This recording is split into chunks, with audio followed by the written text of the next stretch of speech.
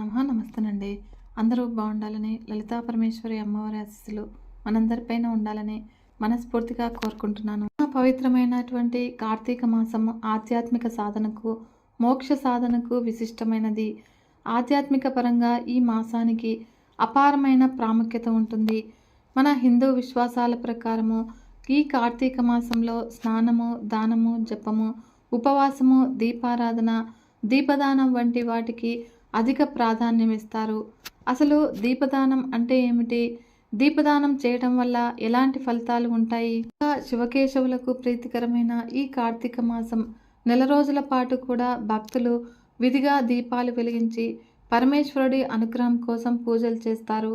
అలాగే విష్ణువు, లక్ష్మీదేవికి పూజలు నిర్వహిస్తూ ఉంటారు.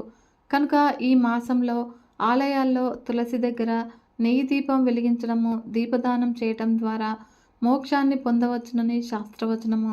అసలు దీపదానం ఎందుకు చేస్తారు? దీనివల్ల కలిగే ప్రయోజనాలు ఏమిటి అంటే, ఈ కార్తీక మాసంలో దీపదానం చేయటం వల్ల విశేషమైన ఫలితాలు లభిస్తాయి. దీపదానం ఆధ్యాత్మిక వృద్ధిని పెంపొందిస్తుంది మరియు జ్వాల మనలోని జ్ఞానాన్ని సూచిస్తుంది. అజ్ఞానాన్ని తొలగించి జ్ఞానం ప్రసాదించమని కోరుకుంటూ ఈ దీపదానాన్ని చేస్తూ ఉంటారు. శివాలయంలో కానీ, విష్ణు ఆలయంలో కానీ నెయ్యి దీపాలు దానం చేయటం వల్ల అంతర్గత శాంతి పెరుగుతుంది. ఈ కార్తీక మాసంలో వనభోజనాలకు చాలా ప్రత్యేకత ఉంటుంది. ఈ కార్తీక వనభోజనాలను ఉసిరి చెట్టు కిందే ఎందుకు చేయాలి అంటే, ఈ ఉసిరి చెట్టును ధాత్రి చెట్టు అని అంటారు. క్షమించే గుణానికి ప్రతీకగా భావించే ఈ ఉసిరి చెట్టును లక్ష్మీదేవి స్వరూపంగా పరిగణిస్తారు. అందుకే కార్తీక మాసంలో ఉసిరి చెట్టు ఉండే వనంలో వనభోజనాలు చేస్తూ ఉంటారు. మరియు శ్రీ మహావిష్ణుమూర్తిని అర్చించి వనభోజనం చేయడం వల్ల సకల దోషాలు కూడా తొలగిపోతాయని మన పురాణాల్లో పేర్కొనబడింది. ఈ రోజున కార్తీక మాసంలో 5వ రోజు మరియు 5వ రోజు పారాయణం గురించి తెలుసుకుందాము. ఈ కార్తీక మాసంలో వనభోజనాల విశిష్టత గురించి చెబుతూ మహర్షి జనక మహారాజుతో ఈ విధంగా చెబుతూ ఉన్నాడు. జనక మహారాజా, కార్తీక మాసంలో స్నాన, దాన, పూజానంతరము శివాలయం నందు కానీ, విష్ణు ఆలయం నందు కానీ శ్రీమద్ భాగవత పారాయణ తప్పక చేయవలను. అలా చేసిన వారి సర్వ పాపములు కూడా నివృత్తి అవుతాయి. ఈ కార్తీక మాసంలో కరవీర పుష్పములు శివకేశవులకు సమర్పించిన వారు వైకుంఠమునకు వెళ్ళుదురు. భగవద్గీత కొంతవరకు పఠించిన వారికి విష్ణులోకం ప్రాప్తిస్తుంది. చివరికి అందులో శ్లోకంలో ఒక్క పాదమైనను కూడా కంఠస్థం చేసిన ఎడల విష్ణు సాన్నిధ్యం పొందుతారు. ఈ కార్తీక మాసంలో పెద్ద ఉసిరికాయలతో నిండి ఉన్నటువంటి ఉసిరి చెట్టు కింద సాలగ్రామంను యథోచితంగా పూజించి శ్రీ మహావిష్ణుమూర్తిని ధ్యానించి ఉసిరి చెట్టు నీడను భుజించవలను. బ్రాహ్మణులకు కూడా ఈ ఉసిరి చెట్టు కింద భోజనం పెట్టి దక్షిణ తాంబూలాలతో సత్కరించి నమస్కరించవలను. వీలును బట్టి ఉసిరి చెట్టు కింద పురాణ కాలక్షేపాన్ని చేయవలను. ఈ విధంగా చేసిన బ్రాహ్మణ పుత్రునకు ఓ నీచ జన్మం పోయి నిజరూపం కలుగుతుంది అని వశిష్ఠుల వారు చెప్పినారు. అది విని జనక మహారాజు, మునివర్య, ఆ బ్రాహ్మణ యువకునకు నీచ జన్మ ఏల కలిగింది, దానికి గల కారణం ఏమి అని ప్రశ్నించగా, అప్పుడు వశిష్ఠుల వారు ఈ విధంగా చెప్పనారంభించారు. రాజా, కావేరీ తీరమునందునక చిన్న గ్రామంన దేవశర్మ అనే బ్రాహ్మణుడు కలడు. అతడొక పుత్రుడు కలదు. వారి పేరు శివశర్మ. చిన్నతనం నుంచి కూడా భయభక్తులు లేక అతి గారాభంగా పెరుగుట వలన నీచ సహవాసముల చేతి దురాచారపరుడై మెలుగుచూ ఉన్నాడు. అతని దురాచారములను చూసి ఒకనాడు అతని తండ్రి కుమారుని పిలిచి, ఓ బిడ్డ, నీ దురాచారములకు అంతు లేకుండా పోతూ ఉన్నది కనుక నీ గురించి ప్రజలు అనేక విధములుగా చెప్పుకొనుచున్నారు. నన్ను నిలదీసి అడుగుతూ ఉన్నారు కనుక నీ వల్ల కలుగు నిందలకు సిగ్గుపడుతూ నలుగురిలో తిరగలేకపోతూ ఉన్నాను. కనుక నీవు ఈ కార్తీక మాసమున నదిలో స్నానం చేసి శివకేశవులను స్మరించి సాయంకాల సమయమున దేవాలయంలో దీపారాధన చేసిన ఎడల నీవు చేసినటువంటి పాపములు తొలగుటయే కాక నీకు మోక్షప్రాప్తి కూడా కలుగుతుంది. కనుక నీవు అటుల చెయ్యుమని బోధించాడు. అంతటా కుమారుడు, తండ్రి, స్నానం చేయటువంటి మురికిపోవుటకు మాత్రమే కానీ వేరు కాదు. మరియు స్నానం చేసి పూజలు చేసినంత మాత్రాన భగవంతుడు కనిపిస్తాడా? దేవాలయంలో దీపములు వెలిగించిన లాభం ఏమిటి? వాటిని ఇంటిలోనే పెట్టడం మంచిది కదా అని వ్యతిరేకార్థములతో పెడసరంగా సమాధానమిచ్చినాడు. కుమారుని సమాధానం విని తండ్రి, ఓరి నీచుడా, కార్తీక మాస ఫలమును అంతా చులకనగా చూస్తూ ఉన్నావు కనుక నీవు అడవిలో రావి చెట్టు తొర్రయందు ఎలుక రూపంలో బ్రతికెదవుగాక అని కుమారుని శపించినాడు. ఆ శాపంతో కుమారుడైనటువంటి శివశర్మకు జ్ఞానోదయమై భయపడి తండ్రి పాదములపై పడి, తండ్రి క్షమించుము, అజ్ఞానాంధకారంలో పడి దైవమును దైవ కార్యములను కూడా ఎంతో చులకన చేసి వాటి ప్రభావములను గ్రహించలేకపోతుని కనుక ఇప్పుడు నాకు పశ్చాత్తాపం కలిగినది. నాకు ఆ శాప విమోచనము ఎప్పుడు విధంగా కలుగునో దానికి తగినటువంటి తరుణోపాయమో వివరించండి అని ప్రాధేయపడినాడు. అంతటా తండ్రి, బిడ్డ, నా శాపమును అనుభవించుచు మూషకమువై పడియుండుగా నీవు ఎప్పుడు కార్తీక మహాత్మ్యమును వినగలవో అప్పుడు నీకు పూర్వజన్మ దేహస్థితి కలిగి ముక్తిని పొందుతావు అని కుమారుని ఊరడించినాడు. అప్పుడు వెంటనే శివశర్మ ఎలుక రూపం పొంది అడవికి పోయి ఒక చెట్టు త్వరలో నివసిస్తూ ఉన్నాడు. దొరికినటువంటి ఫలమును తినుచూ జీవిస్తూ ఉన్నాడు. అడవి కావేరీ నదీ తీరంనకు సమీపంన ఉండుట చేత స్నానార్థమై నదికి వెళ్ళువారు అక్కడ ఉన్నటువంటి పెద్ద వటవృక్షము నీడను కొంతసేపు విశ్రమించి లోకాభిరామాయణమునన్నిటిని కూడా చర్చించుకొనుచు నదికి వెళ్ళుచూ ఉన్నారు. కొంతకాలమైన తర్వాత కార్తీక మాసంలో ఒక రోజున మహర్షి అను విశ్వామిత్రుల వారు తన శిష్య సమేతంగా కావేరీ నదిలో స్నానార్థమై బయలుదేరినారు. అలా బయలుదేరి ప్రయాణపు బడలిక చేత మూషికము ఉన్నటువంటి ఆ వటవృక్షం క్రిందకు వచ్చి శిష్యులకు కార్తీక పురాణమును వినిపిస్తూ ఉన్నారు. ఈలోగా చెట్టు త్వరలో నివసిస్తూ ఉన్నటువంటి మూషికము వీరి దగ్గరనున్నటువంటి పూజా ద్రవ్యములలో ఏదైనా తినే వస్తువు దొరుకుతుంది ఏమోనని బయటకు వచ్చి చెట్టు మొదట నక్కి చూస్తూ ఉన్నాడు. అంతలో ఒక కిరాతకుడు వీరి జాడ తెలుసుకొని వీరు బాటసారులై ఉందరు, వీరి వద్దనున్నటువంటి ధనమును అపహరించవచ్చు అనేది దుర్బుద్ధితో వారి దగ్గరకు వచ్చి చూడగా వారందరూ కూడా మునీశ్వరులే కనుక వారిని చూడగానే అతని మనస్సు మారిపోయినది. వారికి నమస్కరించి, మహానుభావులారా, తమరు ఎవరు, ఎక్కడి నుంచి వచ్చినారు? మీ దివ్య దర్శనంతో నా మనస్సులో చెప్పరాని ఆనందం కలుగుతూ ఉన్నది కనుక వివరించండి అని ప్రాధేయపడినాడు. అంతటా విశ్వామిత్రుల వారు, ఓయి కిరాతక, మేము కావేరీ నది స్నానార్థమై ఈ ప్రాంతమునకు వచ్చినాము కనుక స్నానమాచరించి కార్తీక పురాణమును పఠిస్తూ ఉన్నాము కూడా ఇక్కడ కూర్చొని ఉండి సావధానుడివై ఆలకింపుము అని చెప్పినారు. అట్లా కిరాతకుడు కార్తీక మహాత్మ్యమును శ్రద్ధగా ఆలకిస్తూ ఉండగా తన వెనుకటి జన్మ వృత్తాంతమంతయు కూడా జ్ఞాపకముకు వచ్చి పురాణ శ్రవణానంతరము వారికి ప్రణామం చేసి తన తర్వాత తన పల్లెలకు వెళ్ళినాడు. అటులనే ఆహారంనకై చెట్టు మొదట దాగి ఉన్నటువంటి కూడా పురాణమంతయు కూడా విని వెనుకటి బ్రాహ్మణ రూపమును పొంది మునివర్య ధన్యోస్మి, తమ దయ వల్ల నేను కూడా ఈ మూషిక రూపం నుండి విముక్తుడనైతిని. తన వృత్తాంతమంతయు కూడా చెప్పి అక్కడి నుంచి వెళ్ళిపోయినాడు.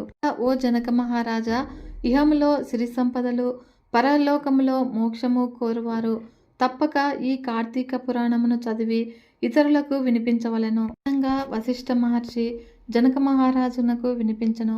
కార్తీక మహాత్మ్యమందలి 5వ అధ్యాయము 5వ రోజు పారాయణము సమాప్తము. ఈ కార్తీక మాసంలో శివక్షేత్రమైనటువంటి అరుణాచల మహత్యం గురించి తెలుసుకుందాము.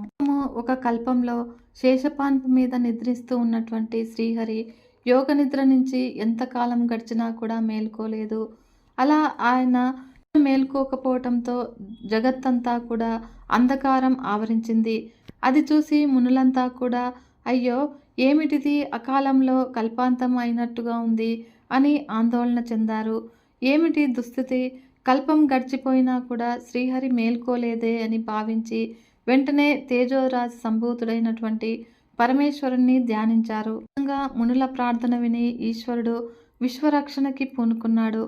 వెంటనే తన తేజస్సు నుంచి విస్ఫులింగాల్లాంటి 33 కోట్ల దేవతల్ని సృష్టించారు. అప్పుడు వారందరూ కూడా ఒక్కసారిగా విష్ణువుని నిద్రలెమ్మని ప్రబోధించగా శ్రీహరి మాయ వదిలిపోయింది. వెంటనే నిద్ర నుంచి మేల్కొన్నాడు. కళ్ళు తెరవగానే ఎదురుగా ప్రభాత కాంతి లాంటిని చూసి, అయ్యో, తామసగుణం పెరిగిపోయి నేనిలా నిద్రలో మునిగిపోయాను. నన్ను లేపటం కోసము సాక్షాత్తు ఆ పరమేశ్వరుడే స్వయంగా పూనుకోవలసి వచ్చిందే. ఇదెంత దురదృష్టము! ఎంత అవివేకమైన పని చేశాను! ఇక నాకు శంకరుణ్ణి క్షమించమని వేడుకోవడం తప్ప మరో మార్గం లేదు అని అనుకుని పరమేశ్వరుణ్ణి శరణు వేడుకుంటూ దివ్యంగా స్తుతించాడు. శ్రీహరి ప్రార్థన విని ప్రసన్నుడైన పరమేశ్వరుడు తేజోరూపంగా ఆవిర్భవించి శ్రీహరిని కటాక్షించాడు. దివ్య తేజో రూపంతో తనకి దర్శనమిచ్చినటువంటి శంకరుణ్ణి చూసిన తన్మయత్వంతో, హే శంకర, త్రిభువన పాలక, త్రిమూర్తి రూప, త్రినేత్ర, త్రిగుణాతీత, హర, నీవే సర్వేశ్వరుడివి, జగదీశ్వరుడివి. నీ అంశతోనే ఈ దేవతలందరూ కూడా జన్మించారు. సర్వకార్యకారణ రూపంతో ఈ ప్రపంచాన్ని నడిపించేది నీవే కనుక జగత్పాలక, నా భారమంతా కూడా నీదే. అకాలంలో నిద్రపోయిన నన్ను దోషిగా కూడా నీవు పరిగణించటం లేదు. హరహర శంభో శంకర, నాకేది గతి? నా మానసిక బాధని తొలగించేది నీవే అని దీనంగా విలపించాడు. అలా బాధపడుతూ ఉన్నటువంటి శ్రీహరిని ఓదార్చి ఈ విధంగా ప్రాయశ్చితాన్ని వివరించాడు. ఓ మధుసూదన, నేను భూలోకంలో అరుణాచలుడి రూపంలో కొలువున్నాను. అది నా జ్యోతిర్లింగము. నా దివ్యలింగాన్ని చూస్తే చాలు, నీలో ఉన్నటువంటి తమోగుణం మొత్తము కూడా నశిస్తుంది. ప్రశాంతమైన ఆ జ్యోతిర్లింగము స్థావరలింగంగా నిలిచి ఉంది. జ్యోతిర్మయమై ఆ అరుణాచల పర్వతము సకల ప్రాణులకి కూడా వరప్రదమైనది. అందులకి నేత్రాలని, పుత్ర సంతానం లేని వారికి పుత్రుల్ని, మూగవారికి మాటల్ని, వ్యాధి పీడితులకి సంపూర్ణ ఆరోగ్యాన్ని ప్రసాదిస్తుంది. కనుక అక్కడ నేను స్థిరంగా నిలిచి ఉన్నాను. వెళ్ళి ఆ దివ్య జ్యోతిర్లింగాన్ని దర్శించు. అప్పుడే నీవు చేసినటువంటి దోషానికి పరిహారం జరుగుతుంది అని చెప్పి అంతర్ధానమయ్యాడు. విధంగా శంకరుడి మాట ప్రకారము శ్రీహరి భూలోకంలో ఉన్నటువంటి అరుణాచలానికి బయలుదేరాడు. భూలోకానికి వచ్చినటువంటి శ్రీహరి అరుణాచలాన్ని చూసి ఎంతో ఆనందించాడు. అది గొప్ప తపోభూమి అని గుర్తించి వెంటనే సకల దేవతల్ని కూడా పిలిచి ఆ పర్వతం మీద నివసించమని ఆదేశించాడు. తాను ఆ పర్వత శిఖరం మీదకి చేరి తపస్సు చేయటం ప్రారంభించాడు. అలా ఆ పర్వతం మీదే ఋషులు నివసించటానికి తగిన ఆశ్రమాల్ని కూడా నిర్మించి సాంగవేదాల్ని అధ్యయనం చేసుకునే వాతావరణాన్ని కూడా కల్పించాడు. అలాగే నిత్యము 100 మంది అప్సరసల నృత్య గీతాలతో ఆ గిరి మొత్తం కూడా శోభాయమానంగా ఉండేలాగా చేశాడు. చేసినటువంటి శ్రీహరి తాను స్వయంగా అక్కడ ఉన్నటువంటి బ్రహ్మ సరస్సులో స్నానం చేసి మహామహిమాన్వితమైనటువంటి ఆ అరుణగిరికి ప్రదక్షిణం చేశాడు. తర్వాత అరుణాచలేశ్వరుణ్ణి అర్చించి సకల పాపాల నుంచి విముక్తుడై తిరిగి సృష్టిని పాలించే శక్తిని పొందడానికి పరమేశ్వరుణ్ణి ధ్యానించాడు. అరుణాచలేశ్వర మహిమలు. సూర్యుడి వృత్తాంతము. ఒక రోజున రాక్షసుల బారిన పడ్డ సూర్యుడు తన తేజస్సునంతా కూడా కోల్పోయాడు. అప్పుడు ఏం చేయాలో తోచక బ్రహ్మదేవుడి దగ్గరికి వెళ్ళగా ఆయన అరుణాచలాన్ని దర్శించమని ప్రబోధించాడు. ఆ విధంగా బ్రహ్మ ఆదేశం ప్రకారము సూర్యుడు అరుణగిరిని చేరుకుని అక్కడి బ్రహ్మ సరోవరంలో స్నానం చేసి ఆ పర్వతానికి భక్తి శ్రద్ధలతో ప్రదక్షిణం చేశారు. తర్వాత అరుణాచలేశ్వరుణ్ణి దర్శించి సేవించటంతో సూర్యుడికి తాను పూర్వం కోల్పోయినటువంటి తేజస్సు తిరిగి లభించింది. చంద్రుడి వృత్తాంతము. ఒక రోజున చంద్రుడు తన మామగారైనటువంటి దక్ష ప్రజాపతి శాపానికి గురై రోజు రోజుకి కూడా క్షీణించసాగాడు. అప్పుడు పరమేశ్వరుడి ప్రబోధాన్ని అనుసరించి అరుణగిరికి శ్రద్ధగా ప్రదక్షిణ చేసి తిరిగి తన పూర్వరూపాన్ని పొందాడు. మరియు ఇంద్రుడి వృత్తాంతము. పూర్వము ఇంద్రుడు పరమేశ్వర వరప్రభావంతో రెచ్చిపోయి అన్ని లోకాల్ని కూడా పీడిస్తూ ఉన్నటువంటి వృత్తుడు, బలుడు, సముచి అనే అసురుల్ని సంహరించాడు. అయితే వారంతా కూడా శివభక్తులు. వారిని మాయోపాయంతో చంపటం వల్ల ఇంద్రుడికి తన బలం క్షీణించిపోయింది. అప్పుడు ఏం చేయాలో పాలుపోక పరమేశ్వరుణ్ణి దీనంగా ప్రార్థించాడు. అలా ఇంద్రుడి ప్రార్థన విని కరుణించినటువంటి శంకరుడు ప్రత్యక్షమై బోధ చేయగా ఆయన మాటను అనుసరించి ఇంద్రుడు అరుణాచలానికి భక్తితో ప్రదక్షిణలు చేశాడు.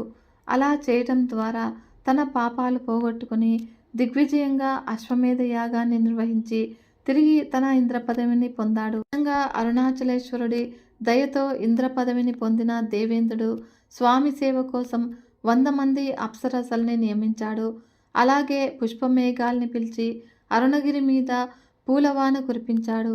తర్వాత కాలంలో శివుడి ఆజ్ఞను అనుసరించి ఆదిశేషుడు కూడా అరుణాచలాన్ని సేవించి కామరూప శక్తిని పొందాడు. అంతేకాదు ఆయన దయ వల్లే భూమండలాన్ని మొత్తము కూడా మోయగలిగే శక్తిని సంపాదించాడు. ఇంకా ఎంతోమంది నాగులు, సిద్ధులు, గంధర్వులు, అప్సరసగణాలు, దిక్పాలకులు అరుణగిరిని సేవించి అరుణాచలేశ్వరుని దర్శించి తమ తమ కోరికల్ని అన్నీ కూడా సాధించుకున్నారు. దేవతల వృత్తాంతము. పూర్వము దక్షయజ్ఞము విధ్వంసం జరిగినప్పుడు పరమేశ్వరుడి ద్వారా దేవతల శరీర భాగాలన్నింటికి కూడా ధ్వంసమయ్యాయి. అప్పుడు దేవతలంతా కూడా అరుణాచలాన్ని ఆశ్రయించి తిరిగి తమ శక్తిని, అంతేకాదు ధ్వంసమైనటువంటి తమ అంగాల్ని కూడా, చేతులు కోల్పోయిన అగ్నిదేవుడు చేతుల్ని, కళ్ళు కోల్పోయినటువంటి భృగు మహర్షి నేత్రాల్ని, ముక్కు ఊడిపోయిన సరస్వతీదేవి ముక్కుని పొందారు. బలిచక్రవర్తి వామనుడికి భూమిని దానమిస్తూ కమండలంలో నీరు పోస్తూ ఉండగా అతడి గురువు శుక్రాచార్యుడు ఆ కమండలంలో దూరి నీటిదారిని అడ్డుకున్నాడు. అప్పుడు వామనుడు ఒక దర్భతో కమండలంలోనికి పొడవగా లోపలున్నటువంటి శుక్రాచార్యుడికి ఒక కన్ను పోయింది. అప్పుడు శుక్రాచార్యుడు అరుణాచలానికి వచ్చి గిరి ప్రదక్షిణ చేసి స్వామిని సేవించటంతో తిరిగి తన కంటిని పొందగలిగాడు. సప్తర్షులు. పూర్వము ఒక రోజున ప్రారబ్ధవశాన సప్తర్షులు శాపానికి గురయ్యారు. ఆ విధంగా ఈశ్వరుడి ప్రబోధం విని వారంతా కూడా భూలోకానికి వచ్చి అరుణాద్రీశ్వరుణ్ణి సేవించి తమ శాపం నుంచి విముక్తి పొందారు. అందుకు కృతజ్ఞతగా వారంతా అక్కడొక చెరువును త్రవ్వించారు. అదే నేడు సప్తర్షి తీర్థంగా ప్రసిద్ధి చెందింది. ఆ సరస్సులో స్నానం చేస్తే సకల పాపాలు కూడా నశిస్తాయని ప్రతీతి. వాలి వృత్తాంతము. మహాబలశాలిగా ప్రసిద్ధి చెందినటువంటి వాలి ఇంద్రుని పుత్రుడు. ఒక రోజున ఆ వాలి ఉదయాద్రి శిఖరం మీద నుంచి అస్త్రాద్రి శిఖరం మీదకి లంఘించి దారిలో అరుణగిరిని చూశాడు. సకల దేవతలతో పూజింపబడుతూ ఉన్నటువంటి అరుణగిరిని దాటబోయాడు. ఒక్కసారిగా వాలి బలమంతా కూడా క్షీణించిపోయి నేల మీద కూలబడ్డాడు. అప్పుడు ఇంద్రుడు చేసినటువంటి ప్రబోధాన్ని అనుసరించి తేజోలింగమైనటువంటి అరుణాచలాన్ని సేవించి తన బలాన్ని మళ్ళీ పొందాడు. ఇలా నలమహారాజుల వృత్తాంతము. పూర్వము నలమహారాజు తేజోలింగము రూపుడైనటువంటి అరుణాచలేశ్వరుణ్ణి పూజించి ఎంతో నీతిమంతంగా, ధర్మబద్ధంగా ప్రజల్ని పరిపాలించే శక్తిని పొందాడు. పూర్వము ఇలుడు అనే మహారాజు ఉండేవాడు. ఆయన ఒక వనవిహారానికి వెళ్ళి తెలియక అక్కడున్నటువంటి గౌరీవనంలోనికి ప్రవేశించాడు. దాంతో అతడి పురుష రూపం పోయి స్త్రీగా మారిపోయాడు. తరువాత తన కులగురువైనటువంటి వశిష్ఠ మహర్షి ఆదేశంతో స్త్రీగా మారిన ఇల్లుడు అరుణగిరినాథుణ్ణి సేవించి మళ్ళీ తన పూర్వరూపాన్ని పొందాడు. మహామహిమాన్వితమైనటువంటి ఈ అరుణగిరికి 4 దిక్కులా కూడా దేవతలు పరివేష్టించి ఉంటారు. తూర్పు దిశలో సూర్యుడు, దక్షిణ దిశలో విశ్వామిత్రుడు, పడమర దిశలో వరుణుడు, ఉత్తర దిక్కున త్రిశూలం రక్షగా ఉన్నాయి. అరుణగిరి వ్యాపించిన 2 యోజనాల పర్యంతము వీరు రక్షకులుగా ఉంటారు. అరుణాచలానికి ఉత్తర భాగంలోని శిఖరం మీద పెద్ద వటవృక్షం ఉంది. దాని నీడ ఎంతో విశాలంగా వ్యాపించి అందరికీ కూడా ఆశ్చర్యాన్ని కలిగిస్తుంది. పవిత్రమైనటువంటి ఆ వటవృక్షం కింద సిద్ధుడి రూపంలో పరమేశ్వరుడు నిత్యము కూడా నివసిస్తూ ఉంటాడు. అష్టదిక్పాలకులు ఈ గిరి చుట్టూ అష్టదిక్కుల్లో ఉండి స్వామివారిని సేవిస్తూ ఉంటారు. వీరు కూడా తమ చేతులతో స్వయంగా 8 లింగాల్ని అరుణగిరి మీద స్థాపించారు. శివభక్తులైన కొందరు రాజులు ఇక్కడ ఒక మహామండపాన్ని నిర్మించారు. ఈ గిరి మూలము ఆగమార్థ విధులైన దేవుడి చేత సేవించబడుతోంది. ఇక్కడ అగస్త్యముని, వశిష్ఠ మహర్షి లింగాల్ని స్థాపించి కఠోరమైన తపస్సు చేశారు. శోణా నది ఇక్కడ తీవ్రమైన తపస్సు చేసి గంగకి అభిముఖంగా ప్రవహించే వరాన్ని పొందింది కనుక పవిత్రమైన ఆ శోణా నది అరుణగిరిని చుట్టి ప్రవహిస్తోంది. అరుణగిరికి వాయువ్య దిశలో వాయుతీర్థం ఉంది. ఇందులో స్నానం చేశాకే వాయుదేవుడు ప్రపంచంలోని అన్ని జీవులకి కూడా ప్రాణస్వరూపుడిగా మారాడు. ఈ గిరికి ఉత్తర దిక్కులో సౌగంధికమల శోభితమై చక్కటి రాజహంసలతో నిర్మలమైన జలాలతో నిండిన కుబేర తీర్థం కూడా ఉంది. ఈ గిరికి ఈశాన్య దిశలో ఈశాన్య తీర్థం నెలకొని ఉంది. ఈ దివ్య తీర్థంలో స్నానం చేసిన తర్వాతే శ్రీహరి అత్యంత సుందరుడై లక్ష్మీదేవిని చేపట్టి విష్ణుతత్వాన్ని పొందాడు. ఈ ఈశాన్య తీర్థంలో స్నానం చేసి నవగ్రహాల్ని ఆరాధిస్తే సమస్త గ్రహ దోషాలు తొలగిపోతాయని ప్రతీతి.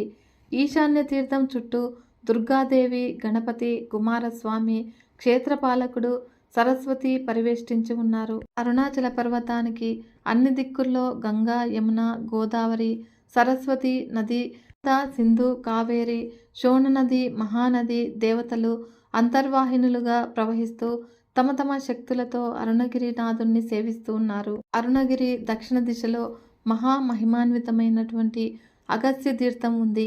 ప్రతి సంవత్సరము భాద్రపద మాసంలో అగస్త్య మహర్షి శిష్య సమేతంగా ఈ తీర్థంలో స్నానం చేసి అరుణగిరి నాథుణ్ణి సేవిస్తూ ఉంటారు. పవిత్రమైన ఈ తీర్థంలో స్నానం చేసిన వారికి సకల భాషా కోవిద తత్వము కలుగుతుంది. ఈ గిరికి ఉత్తర దిశలో దివ్యమైన వశిష్ఠ తీర్థం కూడా ఉంది. ఈ తీర్థంలో స్నానం చేస్తే సకల వేదార్థ జ్ఞానం లభిస్తుంది. ప్రతి అశ్వయుజ మాసంలో మేరు పర్వతం మీద నివసించే వశిష్ఠ మహర్షి ఇక్కడికి వచ్చి తీర్థంలో స్నానం చేసి స్వామివారిని అర్చించి వెళతారట. అరుణగిరికి ఈశాన్య భాగంలో గంగా తీర్థం ఉంది. ఇది సర్వపాప ప్రణాశిని. ప్రతి కార్తీక మాసంలో గంగా నది సకల నదులు వచ్చి ఈ తీర్థంలో కలుస్తాయి. అలాగే అరుణగిరినాథుడిని సన్నిధిలో ఉన్న బ్రహ్మతీర్థము ఎంతో విశేషమైనది. ఈ తీర్థంలో స్నానం చేసిన వారికి బ్రహ్మహత్య పాపాలు కూడా తొలగిపోతాయి. ప్రతి మార్గశీర్ష మాసంలో సత్యలోకం నుంచి బ్రహ్మదేవుడు ఇక్కడికి వచ్చి ఈ తీర్థంలో స్నానం చేసి స్వామివారిని అర్చించి వెళతాడు. ఈ అరుణగిరి శిఖరం మీద ఇంద్రతీర్థం ఉంది. ప్రతి పుష్యమాసంలో ఇంద్రుడు ఇక్కడికి వచ్చి స్నానం చేసి స్వామివారిని సేవిస్తాడు. అరుణగిరినాథుడి సన్నిధిలో శివతీర్థం ఒకటి ఉంది. పూర్వము శివుడు బ్రహ్మ కపాలంతో సహా ఇక్కడికి వచ్చి స్నానం చేశాడు. ప్రతి మాఘమాసంలో పరమేశ్వరుడు రుద్రగణ పరివేష్టితుడై ఇక్కడ నిలిచి ఉంటాడు. ఇక్కడి ఆగ్నేయ దిశలో వెలిసినటువంటి ఆగ్నేయ తీర్థంలో స్నానం చేశాకే అగ్నిదేవుడు స్వాహాదేవిని చేపట్టాడు. ప్రతి ఫాల్గుణ మాసంలో మన్మధుడు ఇక్కడికి వచ్చి స్నానం చేసి స్వామివారిని సేవిస్తాడు. అరుణగిరికి ఉత్తర దిశలో సూర్యతీర్థం ఉంది. ఇది సకల రోగ నివారణి. ప్రతి వైశాఖ మాసంలో వాలకిల్యాది మహర్షులతో కలిసి సూర్యుడు, వేదాలు ఈ తీర్థంలో స్నానం ఆచరిస్తాయి. ఈశాన్య దిశలో ఉన్న అశ్విని తీర్థంలో స్నానం చేసి అశ్విని దేవతలు అరుణగిరినాథుణ్ణి సేవించుకుంటారు. శోణగిరికి దక్షిణంలో పాండవ తీర్థం ఉంది. పూర్వము పాండవులు ఈ తీర్థంలో స్నానం చేసి రాజ్యలాభాన్ని పొందారు. మరియు భూదేవి సకల ఔషధులతో సకల దేవతలతో కలిసి జ్యేష్ఠమాసంలో ఇక్కడికి వచ్చి స్వామివారిని సేవించుకుంటుంది. పరమ పవిత్రమైనటువంటి ఈ అరుణాచలాన్ని గంగా నది పాదాల్లో, యమునా నది మధ్య భాగంలో, నర్మదా నది శిరోభాగంలో నిలవబడి నిరంతరము కూడా సేవిస్తూ ఉంటాయి. ఈ గిరి చుట్టూ కూడా ఇంకా ఎన్నో తీర్థాలు ఉద్భవించాయి. వాటన్నింటి గురించి చెప్పడం ఎవరికీ వశం కాదు. యుగంలో అగ్నిమయంగా ఉన్న ఈ అరుణలింగము త్రేతాయుగంలో రత్నాచలం అన్న పేరుతో విలసిల్లింది. అదే ద్వాపర యుగంలో హేమపర్వతంగా ప్రసిద్ధి చెందింది. ఆ పర్వతమే కలియుగంలో మరకతాచలంగా వ్యాపించింది. ఎన్నో యోజనాలు విస్తరించిన ఈ అగ్నిమయ లింగానికి మహర్షులందరూ కూడా ప్రదక్షిణలు చేసి ప్రార్థించగా ఆ అగ్నిమయ లింగము లోకక్షేమం కోసము తన ప్రకాశాన్ని, తేజస్సుని కూడా గుప్తంగా ఉంచుకొని ఒక పర్వతాకారాన్ని ధరించి నిల్చుంది. ఈ కార్తీక మాసంలో అరుణాచలేశ్వరుని భక్తి శ్రద్ధలతో పూజించి ఆ స్వామివారి కృపకు అందరము కూడా పాత్రలవుదాము. వీడియో కనుక మీకు నచ్చినట్లయితే ఒక చిన్న లైక్ చేసి మన ఛానల్ని ఇంతవరకు సబ్స్క్రైబ్ చేసుకోకుంటే సబ్స్క్రైబ్ చేసుకొని సపోర్ట్ ఇవ్వండి ఫ్రెండ్స్. మరొక మంచి వీడియోతో మీ ముందుకు వస్తాను. అంతవరకు సెలవు. నమస్కారం.